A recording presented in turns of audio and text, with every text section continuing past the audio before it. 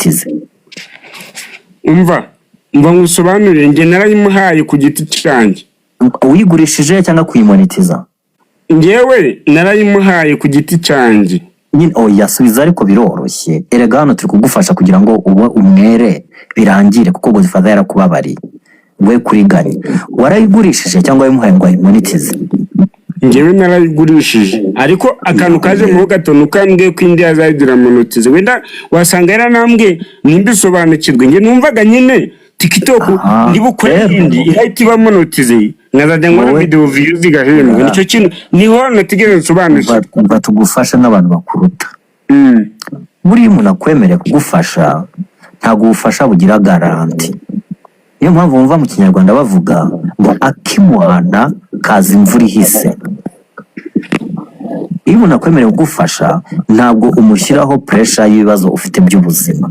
We kuko abemeye kugufasha agenda bitewe na situation nawe y'ubuzima arimo, kuko buriya hari igihe ubona umuntu agufasha cyangwa umva avuga ariko utazi ibibazo afite. Urugero, Godfather ashobora kuba arimo yubaka inzu ahantu, sibyo? Ukabona afite amafaranga ariko utazi icyo arimo yakoresha. Akareba ukuntu ishansiye irimo misawenda miliyoni 20 kandi abenda afite 19,900, akabona ari gukora 200,000 cyangwa 400 bagurira telefone, akavuga ati nzaba mbikora. Ko ntabwo yareka projet ze ngo abanza akora izawe kandi wenda izena ze zimukeneye 100%. Rero mu buzima ukwiye kubinyangamugayo, ntiwihute cyane. Noneho wakosa aho kugira ngo wirengere ushaka kubeshya, ukabanza ugaca bugufi ugasaba imbabazi, ukavuga ati mbabarira bitewe n'ikibazo nafite cy'ubuzima, narakubeshyeye nizeye ibintu runaka n'ibyankundira, ariko sinzongera, nakuyemo isomo. Sibyo? Hano urashaka kuterekana ko wagize amakosa ukabica ku ruhande, ariko mu by'ukuri ufite ubwenge arabyumva ko wakosheje.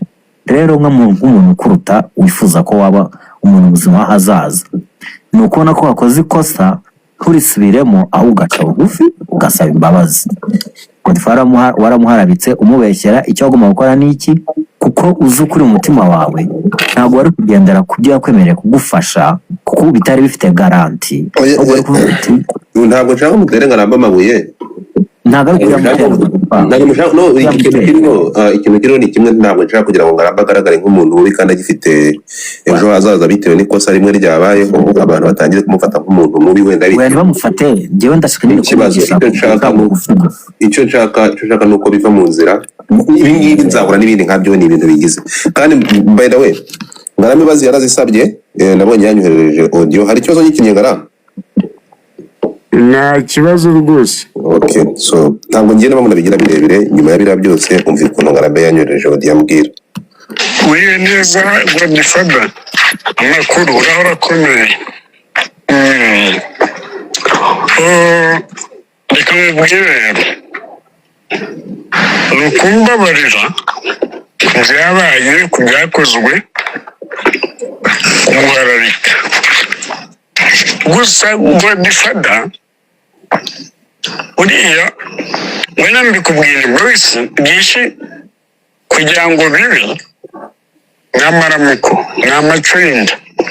Godfather urabizi ndakenye, urabizi nawe bikubwiye ko nyine, urabizi ko nta kintu mfite, urabizi byambayeho, urabizi ukuntu nageze mu rugo, urabizi ukuntu byagenze, urabizi wenda da ibyo baransezeranyije ntabwo nayifokasingaho cyane ngo njye kubihereza wenda ingoma ngo mbyitwaze. Ariko nanone kajemo ndavuga ini kambigenza gutya, ariko umbabarire, ngusabye imbabazi pe, manitse amaboko, umbabarire kandi mvanye ku mutima. Godfather ndapfukamye naciye bugufi imbere yawe. Godfather, hari abantu barimo barashaka kukwambika urubuga. Impaya ari kunyandikira sinzamu yavanye nimero yanjye, niba ndi wayimuhaye ntabwo mbizi. Hari abantu benshi bari kunyandikira bambaza ngo igihe byagenze gute. Godfather ntabwo nshaka kubivugira wenda kuri TikTok yanjye, kuko ntabwo byagera hano hose. Wamfashije ukampa ikiganiro ahantu hakomeye kuri cyane ikomeye, ngagenda nkabihavugira ukuntu byagenze. Arega Godfather wenda nubwo byagenze kuriya Godfather, izina ry'Imana ni umwana mwiza. arundi ntabwo yari kubikora kuriya wenda nubwo yabikoze icyo banyemereye ejo bundi barakimaye wampaye ibihumbi 100 Godfa nubwo wenda navuze ni uzaza kuri live tuguhereze ibihumbi 380 ubone telefone Godfa n'amafaranga wampaye ndacyayafite nani usibye ko navanye mu 600 amafaranga ndacyayafite ayambwiye ngo njye kwishura inzu nayo ndayafite ndi gushaka kugira ngo nshaka ibyo ntabwo nahita mubuga ngo nshaka ahantu habi gusa rero Godfa ikintu nshaka kunyemerera nshakira ahantu hafite cyane ikomeye ngende mvugireyo kuno bya Godfa wenda ntabwo wabyumva ubwiye muri kino screenshot hari abantu benshi bari kunyandikira bari kumbaza ubuntu bw'ubugoryi bari kumbaza ngo ese yarakwibye Godfa mbabarira tubishyire ku muco pe naraguhemukeye yego ariko mbabarira tubishyire ku muco abantu babibone kandi ndakeka umuntu wakoze ikosa agomba gusaba imbabazi Godfa n'uwishe umuntu asaba imbabazi akazihabwa mbabarira aka kanya umpereze imbabazi kandi zo kuri ku mutima nta muntu udakosa nawe ejo wakosa ejo bucya bwitwejo mfasha nshakisha nikomeye ngene mvuge ikiganiro mvuge umubano wanjye nawe kwanza ntabwo umubano wanjye nawe mvuge ko nabitekereje n'ukuntu byageze n'ukuntu byatangiye muvane mu rubwa sawa urakoze ugira umugoroba mwiza gusa Godfa ndapfukame mbabarira rwose ndapfukame imbere yawe mbabarira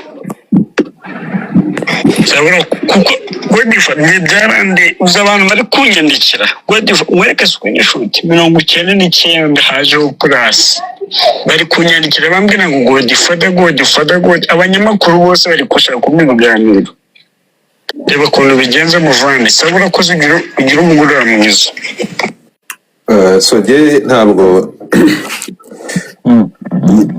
nyuma y'ibyo ndumva nta kindi cyagomba kubaho naho ibyo abantu icyo nakubwira ngo arambe keep up kora nge ntabwo ngiye guharanira Godfa ntabwo ushobora kumpindura umutima wundi wananyuze muri byinshi bro ku buryo ngewe kugenda kumparabika ukamba nose kaze mubazi ubwo ndariganya account ya TikTok ngo nikoze mu byukuri ntabwo kuko niyo nabandi umuntu w'inyamaswa ubu ngarambe umuntu w'umujene gucyo Rwanda no gutera imbere ndashaka kumugurira ngo bigende bitese mu byukuri so icyo nakubwira kimwe keep up kora uzahura n'ama challenge yandi ntabwo ibyo ari byo byonyine uzahura n'ibindi nanjye nzahura n'ibindi ariko icyo nkubwira ni kimwe ni ukuguhatana ugakora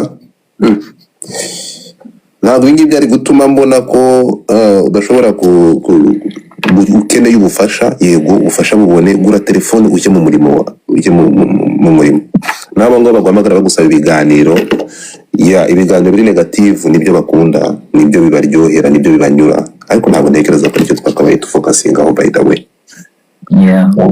urumva so we move on ikiza nanze kuvanamo ijambo mu kanwa nubwo narinzi ko nyir'ubwite igihe kizagira umutima ukamukomanga kandi yabikoze which is okay ntabwo njye nabanje kugira ngo ari gutwika mbanza kugira ngo ari byo ari kugira ariko ntabwo narinzi ko kuba twarafashije mwarafashije nge nta muntu nigeze afasha ko abantu barafashijwe hanyuma we umunsi we ntugere akagera n'ahafungwa ntabwo ibingibi byari gutuma ntabwo nabyita ibitero ntabwo bro natewe ibitero bro udufata ndakasa mutwe ntabwo birana utuntu toto ariko biramba ndabyiteguye umuntu kuza ndabizi ko umuntu ashobora kuza agategurikira akakikurituraho kandi ikinyama giteguwe neza gihinduka ukuri ariko jye bararije kucira abantu baranyandikiye Godfa dire n'ibiki Godfa ndashaka ukuntu bigenze gude nzi umuntu yakurikira akagishyira yakora that is no me ntabwo ngiye njya ngurukana n'ibigurutse byose Godfa ntabwo ngone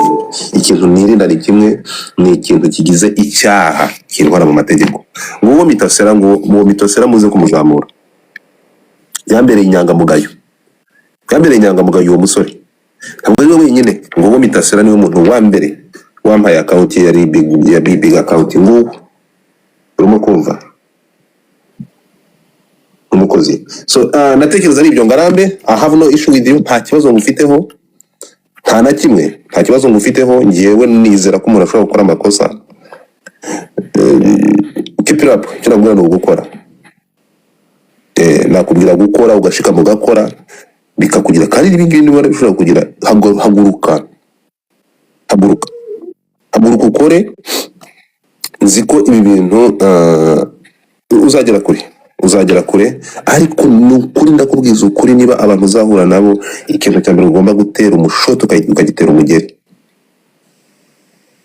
no kuba imfura mu bibazo Mitasera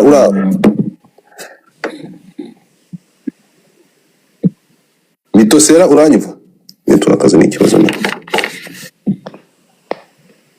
Mitosera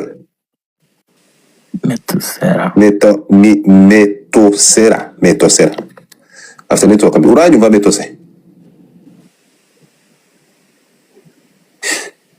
urumva ngayo nguko keep it up Jiyo ntabwo ibintu nkora on public cyangwa kuri media ngenda bihisha nababwiye ko TikTok narabibasobanurire